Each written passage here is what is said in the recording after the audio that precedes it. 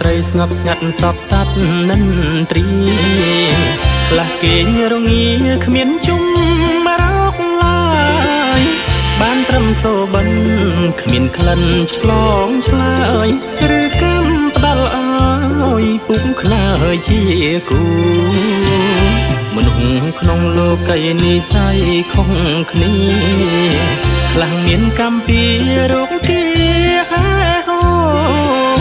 មានតែផលបុណ្យសងគុណជាធ្នូក្តីសុខនាំមករុំគ្រប់រូបកាយរូបអូនល្អពិតមានចិត្តសប្បុរសអូនជួយដោយស្មោះសរដោះដូចម្ដាយអូនយល់ឧបសគ្គធុរៈទាំងឡាយជួយអ្នកខ្សត់ខ្សោយធូរស្បើយមួយគ្រាចុះជួយអ្នកក្រគ្មានគិតនឿយហត់ចិត្តអូនបរិសុទ្ធរីករាយជ្រះថ្លា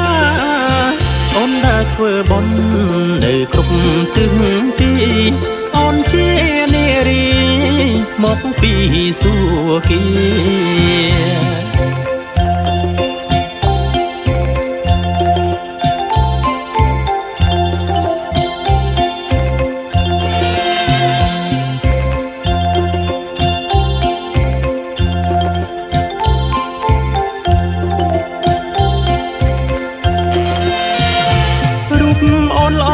មានចិត្តសប្បុរសអូនជួយដោយស្មោះសរដោះដូចម្ដា